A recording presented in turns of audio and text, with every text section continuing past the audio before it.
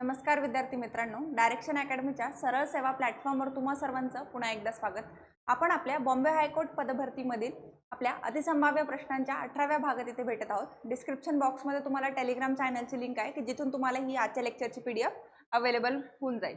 त्याचबरोबर सर्व विद्यार्थ्यांसाठी सूचना आहे, आपण आता 26 एप्रिलला आपला पेपर जवळ आलेला आहे, तर त्या अनुषंगाने आपल्याला अभ्यासाबरोबरच प्रश्नपत्रिकांचा सरावही तेवढाच महत्त्वाचा आहे. तर त्या अनुषंगाने आपण मात्र 75 रुपयाच्या माफक दरामध्ये तुम्हाला 20 टेस्ट सिरीज अवेलेबल करून दिलेल्या आहे. डिस्क्रिप्शन बॉक्समध्ये तुम्हाला ॲपची लिंक आहे, तुम्ही तिथून डायरेक्ट ॲक्सेस मिळवू शकता. त्याचबरोबर ज्या विद्यार्थ्यांनी क्लर्क या पदासाठी अप्लाय केलेला आहे त्यांना माहिती आहे की संगणकावर आधारित आपल्याला 10 कंपल्सरी प्रश्न आहेत की ज्यामध्ये मग संगणकाचे बेसिक नॉलेज तुमचं चेक केलं जाणार आहे. तर त्यासाठी मात्र 49 रुपयाच्या माफक दरामध्ये तुम्हाला PYQs आणि प्रश्नपत्रिकांच्या माध्यमातून संगणकाच्या प्रश्नांचा सराव, त्याचबरोबर लेक्चर्सच्या माध्यमातून बेसिक कन्सेप्ट तुमच्या क्लिअर करून दिल्या जाणार आहे. डिस्क्रिप्शन बॉक्समध्ये लिंक आहे, मग तुम्ही टेस्ट सिरीज असो किंवा बॅच असो ती तिथून डायरेक्ट तुम्ही परचेस करू शकता. आपण आपल्या प्रश्नांना सुरुवात करूया. आपला पहिला प्रश्न बघा, भारतातील न्यायव्यवस्था कोणत्या प्रकारची आहे? द्वैत, एकात्मिक, संघीय की मिश्र? तर आपली न्यायव्यवस्था ही एकात्मिक उतरंड असलेली आहे बघा. यामध्ये सर्वोच्च स्थानिक आहे आपले सुप्रीम कोर्ट, सर्वोच्च न्यायालय.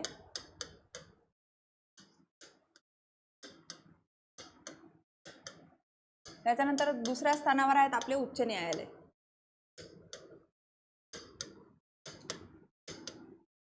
त्याच्यानंतर आहेत आपले जिल्हा व कनिष्ठ न्यायालय.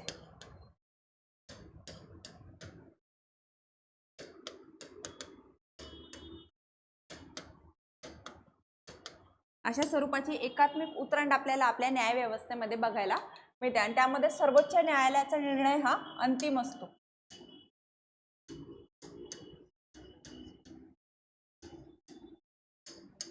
आणि सर्वोच्च न्यायालयाचे निर्णय हे सर्व न्यायालयांवर बंधनकारक असतात. प्रश्न आहे बघा, उच्च न्यायालयाचे क्षेत्राधिकार कोण ठरवतं? पर्याय क्रमांक 1 संसद, दुसरं राज्यपाल, तिसरं राष्ट्रपती आणि चौथं सर्वोच्च न्यायालय. तर आपली जी संसद जी आहे ती उच्च न्यायालयाचे क्षेत्राधिकार ठरवत असते. आता तुम्ही ज्या पदासाठी ट्राय करता बघा, बॉम्बे हायकोर्ट,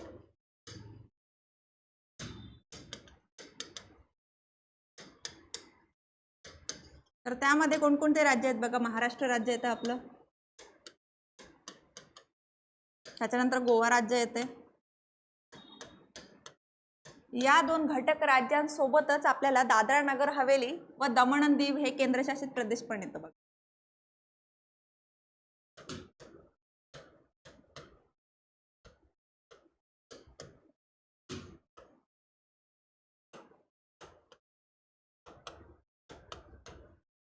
आणि हे ठरवलं कोणी? तर आपल्या माननीय संसदेने ठरवलेलं.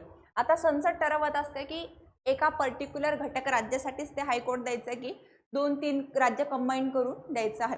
तसंच अजून एक उदाहरण जर बघायला गेलं तर आपल्याला चंदीगड आहे बघा, की जे 2 घटक राज्यांसाठी आपण बघतो. पहिलं आहे आपलं पंजाब, दुसरं आहे आपलं हरियाणा आणि तिसरं चंदीगड केंद्रशासित प्रदेश. म्हणजे अशा स्वरूपाची जी व्यवस्था आहे ती आपली संसद ठरवत असते. जसं फॉर एक्झाम्पल जर बघायला गेलं आपण तर केरळचं उच्च न्यायालय जे आहे ते केरळ राज्य, त्याचबरोबर लक्षद्वीप सुद्धा कन्सिडर करतं. त्याच्यानंतर पश्चिम बंगालचं जे उच्च न्यायालय आहे ते पश्चिम बंगाल सोबतच आपण बघू शकतो की अंदमान निकोबार सुद्धा त्याच्या क्षेत्राधिकाराच्या अंतर्गत येतात. त्याचबरोबर जर गुवाहाटीचं आसामचं न्यायालय बघायला गेलो आपण तर ते ईशान्य भारत कव्हर करताना आपल्याला बघायला मिळत आहे. तर म्हणजे हे जे क्षेत्राधिकार आहे हे ठरवण्याचा निर्णय जो आहे तो आपल्या संसदेला असतो. पुढचा प्रश्न बघूया, न्यायालयीन पुनर्विलोकन कोणत्या तत्वाशी जोडलेले आहे? लोकशाही, संविधान सर्वोच्चता, दोन्ही की कोणतेही नाही? तर दोन्ही तत्वांशी आपल्याला न्यायालयीन पुनर्विलोकन जोडलेले बघायला मिळतं. त्यातनं काय? लोकशाहीचं महत्त्व अधोरेखित होते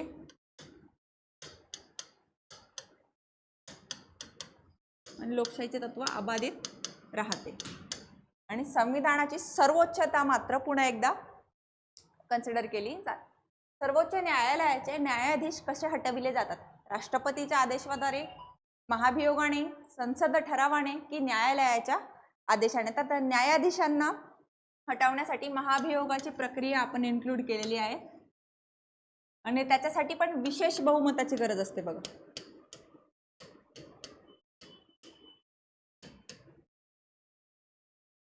विशेष बहुमत नसेल आणि त्याचबरोबर असा ठराव मांडण्यासाठी सदस्यांचं अनुमोदन पण तेवढंच महत्वाचं आहे. त्यामुळेच काय म्हणतो आपण, न्यायाधीशांना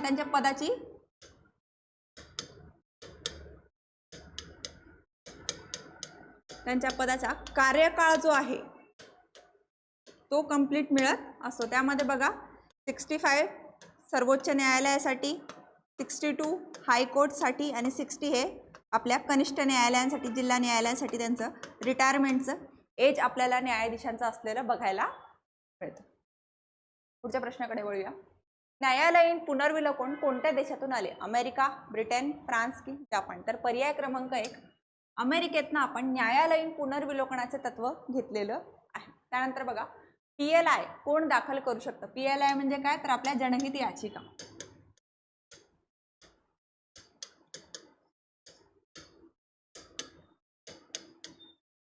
तर जनहित याचिका फक्त पीडित व्यक्ती, कोणताही नागरिक, फक्त वकील की न्यायाधीश? तर पर्याय क्रमांक 2 कोणताही भारतीय नागरिक हा जनहित याचिका दाखल करू शकतो. त्यासाठी काय, सार्वजनिक हिताचा तो मुद्दा असणं महत्वाचं आहे.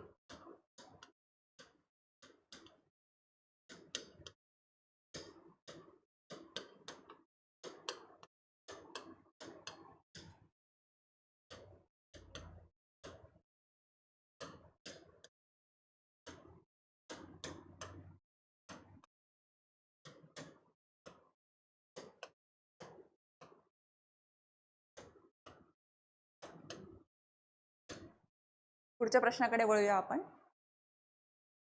ग्राम न्यायालय अधिनियम कोणत्या वर्षी आलं? पर्याय क्रमांक 1 2005, पर्याय क्रमांक 2 2008, पर्याय क्रमांक 3 2010 आणि पर्याय क्रमांक 4 2006.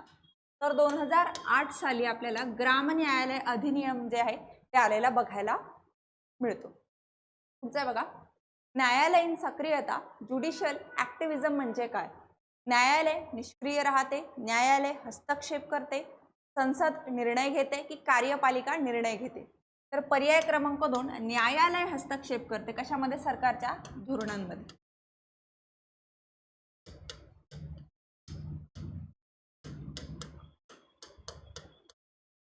तर कशासाठी? तर नागरिकांच्या अधिकारांसाठी व सर्वोच्च आणि संविधानाच्या रक्षणासाठी. पहिलं काय, संविधान रक्षणासाठी.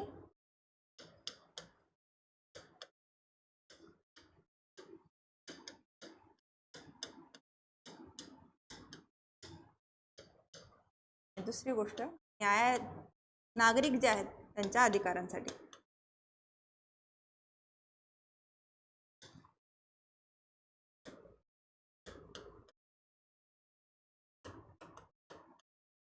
ज्युडिशियल ऍक्टिव्हिजम, न्यायालयीन सक्रियता, त्यामध्ये न्यायालय स्वतः हस्तक्षेप करत आहे गव्हर्नमेंटच्या पॉलिसीजमध्ये की तुम्ही काय काय बेसिसवर काय अधिकाराने ही कृती करत आहात, आणि त्याच्यातनं जर संविधानाचा भंग होत असेल तर ती कृती रद्द केली जाते आणि त्याच्यात मग पुढे कारवाई केली जाते.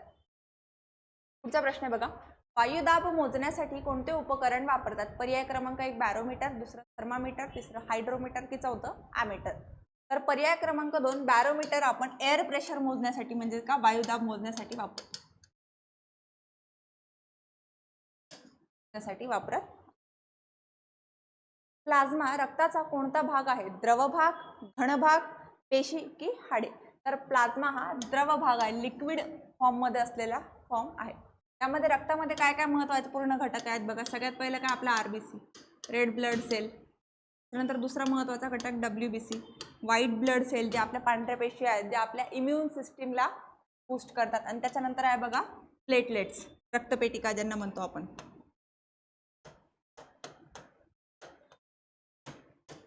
यांचा एकंदरीत व्यवस्थित कारभार आपल्याला रक्ताचा समावेश असलेला बघायला मिळतो. त्यानंतर बघा न्यूटनचा तिसरा नियम, न्यूटनचा थर्ड लॉ काय सांगतो? क्रिया बरोबर प्रतिक्रिया, वेग बदल, ऊर्जा स्थिर की दाब वाढ? तर न्यूटनचा थर्ड लॉ जो आहे का तो ऍक्शन प्लस रिॲक्शन म्हणजे क्रिया बरोबर प्रतिक्रिया आपल्याला सांगत असतो की प्रत्येक कृतीची काहीतरी प्रतिक्रिया आहे. Every action has their reaction.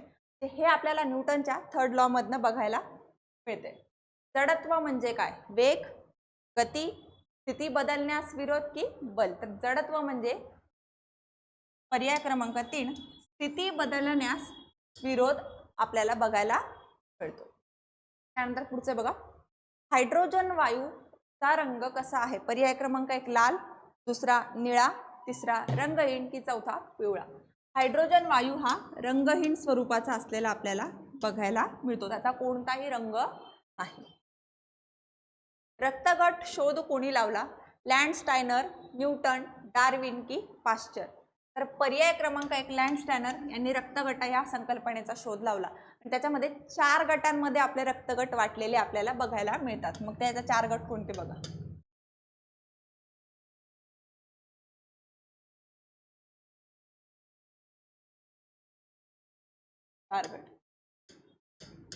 त्यामध्ये सगळ्यात पहिला आहे बघा आपला ए, दुसरा गट आहे बघा आपला बी, दुसरा आहे, तिसरा आहे ए बी, चौथा. याच्यामध्ये मग पॉझिटिव्ह निगेटिव्ह आपण बघत असतो. त्यामध्ये बघा A positive, B positive, A B positive, O positive. आणि दुसरा एक महत्त्वपूर्ण घटक असतो बघा A negative, B negative, A B negative आणि ओ निगेटिव्ह. असे मग त्याचा सब डिव्हिजन आपल्याला झालेलं बघायला मिळतं. परंतु जर रक्तगटामध्ये एकूण किती गट विचारले तर पर्याय क्रमांक आपला काय राहील तर 4 गट आपल्याला झालेले बघायला मिळतात. पुढच्या प्रश्नाकडे जाऊया आपण. नायट्रोजन वायूचा टक्का हवेमध्ये म्हणण्यापेक्षा वातावरणामध्ये किती आहे? पर्याय क्रमांक 1 21, दुसरं 78, तिसरं 50, चौथं 90. तर पर्याय क्रमांक 2 78% आपल्याला नायट्रोजन वायूचा टक्का आपल्या वातावरणामध्ये असलेला बघायला मिळतो आणि आपल्या वातावरणातील सर्वाधिक प्रमाणात आढळणारा वायू म्हणून त्याला आपण ओळखतो.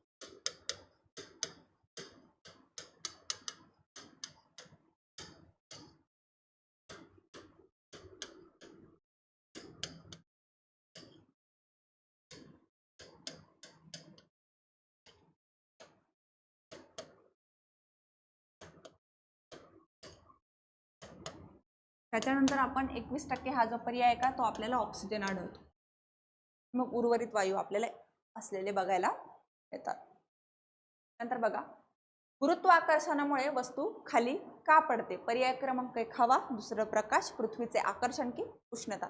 तर पर्याय क्रमांक 3 पृथ्वीचे आकर्षण जे आहे ते गुरुत्वाकर्षणाला कारणीभूत आहे. इवन आपण स्पेसमध्ये एखादा लो अर्थ ऑर्बिट जी असते आपली त्याला बीट करून स्पेसमध्ये जर एखादा सॅटेलाइट लॉन्च करायचा आहे तर त्यासाठी पण पृथ्वीचं जे आकर्षण, जी मॅग्नेटिक फील्ड जी आहे पृथ्वीची आकर्षणाची क्षमता जी आहे त्याला बीट करून पुढे जावं लागतं. त्यासाठी मग काय तर गुरुत्वाकर्षणाला बीट करणं म्हणजे काय पृथ्वीची आकर्षण क्षमता जी आहे त्याला बीट करणं गरजेचं. काँग्रेसच्या पहिल्या अधिवेशनाचे अध्यक्ष कोण होते? दादाभाई नौरोजी, व्यामेशचंद्र बॅनर्जी, फिरोजशहा मेहता की बदरुद्दीन तय्यबजी. तर पर्याय क्रमांक 2 व्यामेशचंद्र बॅनर्जी आपले इंडियन नॅशनल काँग्रेसचे म्हणजे राष्ट्रीय सभेचे पहिले अध्यक्ष आपल्याला असलेले बघायला मिळतात की जे 1885 ला अध्यक्ष बनलेले होते. इथे जे असलेला पर्याय बघा बदरुद्दीन तय्यबजी हे पहिले मुस्लिम अध्यक्ष म्हणून ओळखले जातात.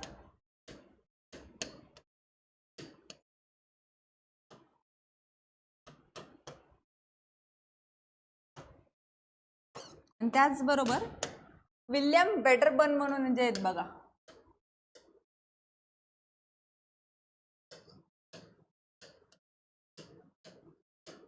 पहिले ब्रिटिश अध्यक्ष म्हणून ओळखले जातात. त्याचबरोबर पहिल्या महिला अध्यक्ष जर विचारला तर ॲनी बेझंट आणि पहिल्या भारतीय महिला अध्यक्ष जर विचारल्या तर सरोजिनी नायडू.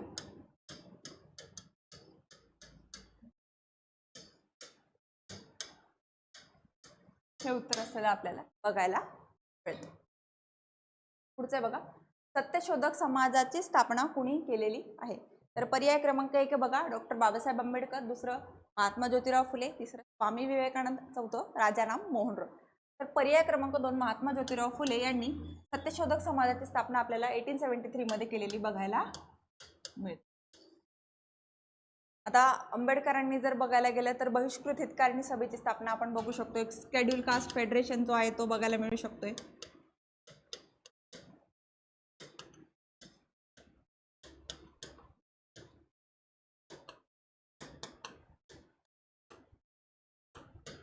त्यानंतर स्वामी विवेकानंद आपल्याला परमहंस सभेशी संबंधित असलेले बघायला मिळतात आणि राजाराम मोहन राय जे आपल्याला ब्रह्मो समाजाशी निगडित असलेले बघायला मिळतात.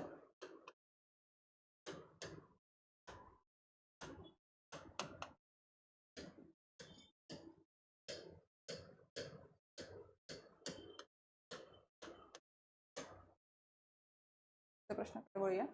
सतीप्रथा बंद करणारा गव्हर्नर जनरल कोण? Lord Dalhousie, Lord Curzon, Lord William Bentinck की लॉर्ड रिपन? तर पर्याय क्रमांक 3 लॉर्ड विल्यम बेंटिक आपल्याला सतीप्रथा बंद करणारा गव्हर्नर जनरल म्हणून ओळखला जातो. त्याने कधी बंद केली? 1829 मध्ये. त्याच्या अगोदर 1823 मध्ये आपले जगन्नाथ शंकर सेठ जे आहेत ते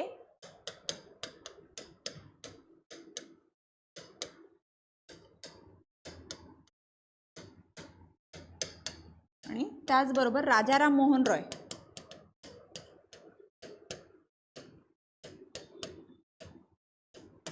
यांनी 1823 मध्ये इंग्लंडच्या पार्लिमेंटमध्ये एक ॲप्लिकेशन दिलेलं होतं की सती नावाची एक प्रथा भारतामध्ये आहे की ती बंद करण्यात यावी. त्याचाच परिणाम म्हणून लॉर्ड विल्यम बेंटिकने आपल्याला 1829 ला सतीबंदीचा ऍक्ट आणलेला बघायला मिळतो. आता लॉर्ड डलहौसीच्या काळात मोठ्या प्रमाणात पायाभूत सोयीसुविधांमध्ये इन्व्हेस्टमेंट झालेली.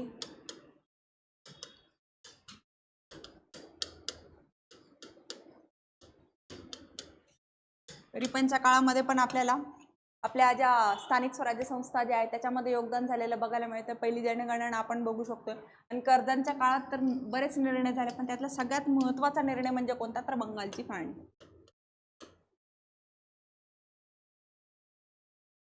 मग त्याच्यानंतर कोलकाता कॉर्पोरेशन ऍक्ट वगैरे, त्याच्यानंतर आपले पोलीस रिफॉर्म्स जे आहेत, त्याच्यानंतर आपला युनिव्हर्सिटी बिल जो त्यांनी आणला, असे बरेचसे आहेत. पण सगळ्यात महत्त्वपूर्ण निर्णय तो म्हणजे काय? तर बंगालची फाळणी. पुढचे बघा. छत्रपती शिवाजी महाराजांचा राज्याभिषेक कोठे झाला? प्रतापगड, रायगड, शिवनेरी की तोरणा? तर रायगडावर 6 जून 1674 मध्ये राज्याभिषेक झालेला आपल्याला बघायला मिळतो. त्यानंतर बघा. अकबरनामा हा ग्रंथ कोणी लिहिला? फैजी, बिरबल, अबुल फजल की तोडरमल? तर अबुल फजल याने आपल्याला अकबरनामा किंवा ज्यालाच आपण ऐन अकबरी म्हणतो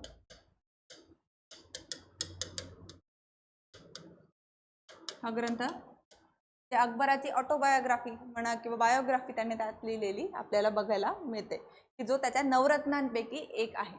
पानिपतचे पहिले युद्ध कोणत्या वर्षी झाले? 1526, 1556, 1761 की 1576? पर्याय क्रमांक 1 1526 मध्ये पानिपतचं पहिले युद्ध झालेलं आपल्याला बघायला मिळतं की त्यामध्ये इब्राहिम लोदी दिल्ली सल्तनतकडनं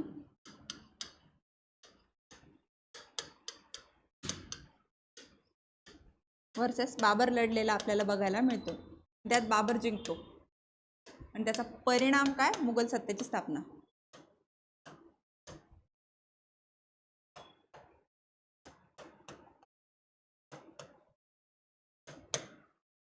ला 1556 दुसरे पानिपतचे युद्ध आपल्याला होताना दिसते.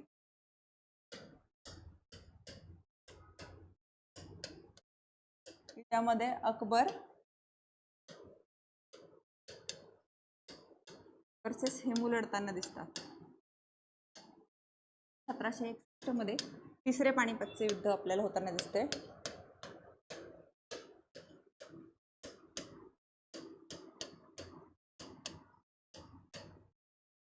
त्यामध्ये दिल्ली सल्तनत तर्फे मराठे वर्सेस अफगाणिस्तानचा अहमद शाह अब्दाली.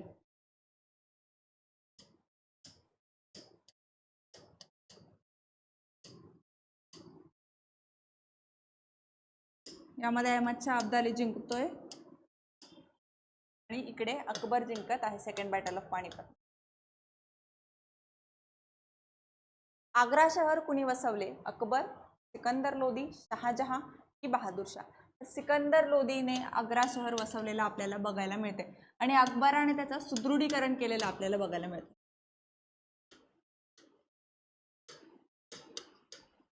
आणि त्याचबरोबर आग्रा इथे किल्ला जो आहे लाल किल्ला आग्राचा, लाल किल्ला किंवा आग्रा किल्ला ज्याला आपण म्हणतो बघा,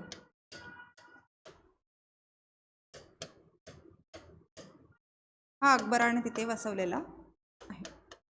त्याचबरोबर आग्र्याला मग आपण ताजमहल पण बघतो जो शहाजहानच्या काळात आहे. कुतुब मिनारचे बांधकाम कुणी पूर्ण केले? तर पर्याय क्रमांक 1 कुतुबुद्दीन ऐबक, दुसरं इल्तुतमिश, तिसरं अलाउद्दीन खिलजी, चौथं फिरोजशाह तुगलक. बांधकाम कोणी पूर्ण केले हा प्रश्न? तर पर्याय क्रमांक 2 इल्तुतमिश हा योग्य उत्तर आहे. परंतु बांधकाम सुरू कोणी केलं जर विचारलं तर कुतुबुद्दीन ऐबक यानं ते सुरू केलेलं आहे. त्याच्यानंतर इल्तुतमिशने त्याला फायनल केलेलं आणि त्याच्यावर वीज पडून जेव्हा त्याचे नुकसान झालेलं तेव्हा फिरोजशाह तुगलकने त्याची डागडुजी केलेली आपल्याला बघायला येते. भारताचा नेपोलियन कोणाला म्हणतात? चंद्रगुप्त, स्कंदगुप्त, समुद्रगुप्त की हर्षवर्धन? तर समुद्रगुप्तला आपण भारताचा नेपोलियन असं म्हणतो. त्याच्याबद्दल म्हटलं जातं की तिन्ही समुद्राचं पाणी त्याचे घोडे प्यायलेले आहेत. मग ते तिन्ही समुद्र कोणते? अरब महासागर, हिंद महासागर आणि बंगालचा उपसागर. एवढा कॉन्टिनेंट त्यानं कव्हर केलेला आपल्याला बघायला मिळतो, म्हणून त्याला भारताचा नेपोलियन म्हटलं जातं. सांची स्तूप कोणत्या राज्यात आहे? उत्तर प्रदेश, बिहार, मध्य प्रदेश की महाराष्ट्र? पर्याय क्रमांक 3 मध्य प्रदेशमध्ये आपल्याला सांची स्तूप बघायला मिळतं आणि आपल्या 200 रुपयाच्या नोटीवर पण आपल्याला बघायला मिळतं बघ सांची स्तूप. सिंधू संस्कृतीतील हडप्पा हे ठिकाण कोणत्या नदीकाठी आहे? सिंधू, रावी, सतलज की भोगवा? तर रावी नदीच्या किनाऱ्यावर आपल्याला हडप्पा हे शहर वसलेलं बघायला मिळते. त्यानंतर बघा लोथल हे प्राचीन बंदर कोणत्या राज्यात आहे? महाराष्ट्र, राजस्थान, गुजरात की पंजाब? लोथल हे गुजरातमध्ये आपल्याला असलेलं बघायला मिळते. लोथल सोबतच गुजरातमध्ये अजून एक महत्त्वाची इंडस व्हॅली साईट आहे ती म्हणजे आपली धोलावीरा.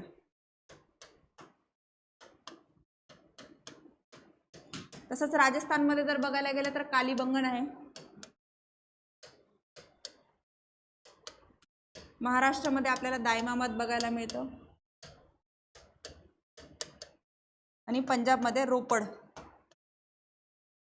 अशा ठिकाणी आपल्याला इंडस व्हॅली सिव्हिलायझेशनच्या साइट्स बघायला मिळतात. आपल्या मागच्या लेक्चरमध्ये बघा कालीबंगन ना हरियाणामध्ये सांगितले गेले माझ्याकडनं, पण त्याचं उत्तर आहे राजस्थान. जगातील सर्वात जुना ग्रंथ म्हणून कोणता मानला जातो? सामवेद, यजुर्वेद, अथर्ववेद की ऋग्वेद? तर पर्याय क्रमांक 4 ऋग्वेद हा सर्वात प्राचीन ग्रंथ असलेला बघायला मिळतोय. मंडलांमध्ये भागांमध्ये तो वाटलेला आहे आणि त्याच्यामध्ये तब्बल 1028 सूक्त असलेले आपल्याला बघायला मिळतात. त्याच्यानंतर सामवेद आणि यजुर्वेद बघतो आपण की ज्याच्यामध्ये मंत्रांबद्दल सांगितले, मंत्रांचं गायन कसं केलं जातं ते सांगितलेलं आहे आणि अथर्ववेदामध्ये मग आपल्याला पूर्ण इन्फॉर्मेशन दिलेली. तर अशा रीतीने आपले आजचे जे अतिसंभाव्य प्रश्न जे आहे 18व्या भागाचे ते संपलेले आहे. डिस्क्रिप्शन बॉक्समध्ये तुम्हाला टेलिग्राम चॅनलची लिंक आहे की ज्याच्यावर आजची ही PDF तुम्हाला फ्री ऑफ कॉस्ट उपलब्ध करून दिली जाणार आहे. त्याचबरोबर सर्व विद्यार्थ्यांसाठी सूचना आहे की आपण 75 रुपयाच्या माफक दरामध्ये 20 टेस्ट सिरीज लॉन्च केलेले आहे की ज्यामध्ये मग इंग्लिश मराठीचे ग्रामरचे प्रश्न, मॅथ रिझनिंग असेल, GK GS असेल, कम्प्युटरवर आधारित प्रश्न या सर्वांचा एकत्रित सराव तुमचा त्या प्रश्नपत्रिकांच्या माध्यमातून होणार आहे की ज्याची फीस राहणार आहे मात्र 75 रुपये. त्याचबरोबर ज्यांनी क्लर्क या पदासाठी अप्लाय केलेला आहे त्या सर्व विद्यार्थ्यांना संगणकावर आधारित 10 प्रश्न कंपल्सरी सॉल्व्ह करायचे. तर त्या विद्यार्थ्यांसाठी PYQ आणि प्रश्नपत्रिकांच्या माध्यमातून संगणकाच्या प्रश्नांचा सराव, त्याचबरोबर काही बेसिक कन्सेप्ट क्लिअर करणारे लेक्चर्स आपण मात्र 49 रुपयाच्या माफक दरामध्ये उपलब्ध करून दिलेले आहे. तर डिस्क्रिप्शन बॉक्समध्ये तुम्हाला ॲपची लिंक आहे, तिथून तुम्ही संगणकावर आधारित बॅच असो किंवा मग टेस्ट सिरीज असो डायरेक्ट ॲक्सेस तुम्ही तिथून ते मिळवू शकता. आणि टेलिग्राम चॅनल जॉईन करायला विसरू नका की जिथे तुम्हाला ही फ्री ऑफ कॉस्ट PDF आजच्या लेक्चरची मिळून जाईल. धन्यवाद.